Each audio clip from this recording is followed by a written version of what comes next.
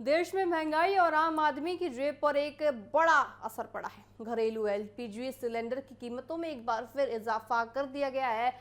तेल कंपनियों में 14.2 किलोग्राम वाले घरेलू गैस सिलेंडर के दाम में 29 रुपए की बढ़ोतरी की गई है। इस ताजा बदलाव के बाद देश की राजधानी दिल्ली में घरेलू गैस सिलेंडर की कीमत देखिए 913 रुपए से बढ़ाकर ज्यादा अब कर दी गई है। साथ ही आपको बताएं, इस फैसले के सामने आते ही देश में एक बार फिर महंगे सिलेंडर को लेकर सियासत गर्मा गई है।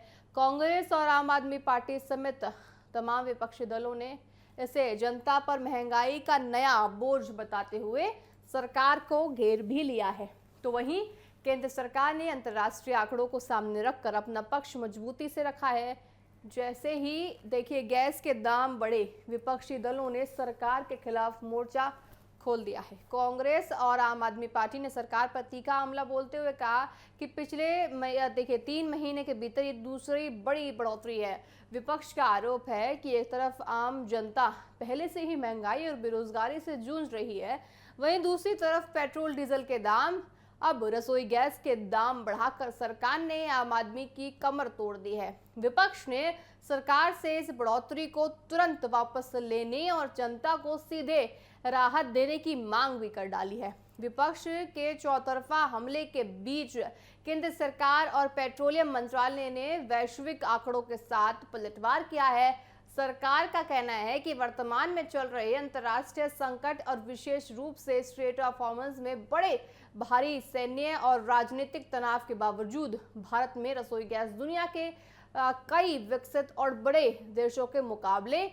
आज भी काफी सस्ती है। सरकार ने यह साफ किया है कि भारत अपनी जरूरत का एक बहुत बड़ा हिस्सा विदेशों से आयात करता है, इसलिए वैश्विक बाजार की हलचल का सीधा असर देश की कीमतों पर भी पड़ता है। मंत्रालय द्वारा जारी आंकड़ों के अनुसार अंतर्राष्ट्रीय बाजार में कच्चे तेल और गैस की कीमतों में ज्यादा आपको बताएं तेजी आई है। फरवरी 2026 में जहां सऊदी देखिए प्राइस करीब $543 प्रति टन था, वहीं पश्चिमी एशिया संकट और हॉर्मुज समुद्री मार्ग पर पाबंदियों के कारण जून 2026 तक आते आते देखिए जो $790 प्रति टन पर पहुंच गया है। मात्र 4 महीनों के भीतर अंतर्राष्ट्रीय स्तर पर कीमतों में करीब देखिए ज्यादा बढ़ोतरी दर्ज की गई है। साथ ही यहाँ पे इसी भारी लागत के ओमेक्स पर घाटा भी पड़ता दिखा है, जिसे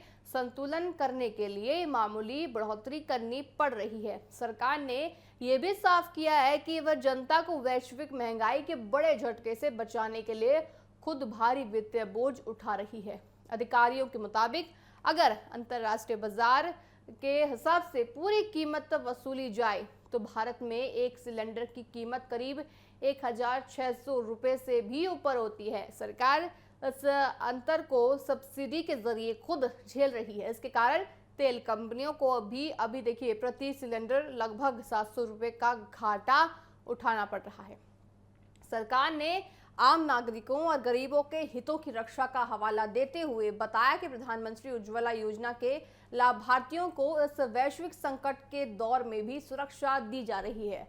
उज्ज्वला योजना के तहत आने वाले गरीब परिवारों को वर्तमान में ही सिलेंडर मात्र 642 रुपए में ही मिल रहा है, जो अंतर्राष्ट्रीय वास्तविक कीमत से करीब 60% कम है। सरकार का दावा है कि दुनिया के अन्य देशों जैसे पाकिस्तान, श्रीलंका और यूरोपीय देशों की तुलना में भारत अपने नागरिकों को सबसे सस्ती ऊर्जा रसोई गैस उपलब्ध करा रहा है। साथ ही आपको बताएं, सिलेंडर की जो मार अब देश में हो रही है, वहीं जो पक्ष और विपक्ष दोनों आमने सामने सिलेंडर को लेकर आ गए हैं। पक्ष ये कह रहा है कि जो सिलेंडर का जो प्राइस है वो सही है, क्योंकि मार यहाँ पे स्ट्रेट ऑफ हॉर्मुज की वजह से पूरा दुनिया देख रही है। वहीं अगर विपक्ष की बात करें तो विपक्ष का ये कहना है कि ये जो मार है सीधे सीधे आम जनता के घर पर, उनके खर्च पर साफ तौर से देखने को मिल रही है। देखना होगा कि आने वाले समय में जो महंगाई की मार हो रही है, जो एलपीजी के दाम बढ़ रहे हैं,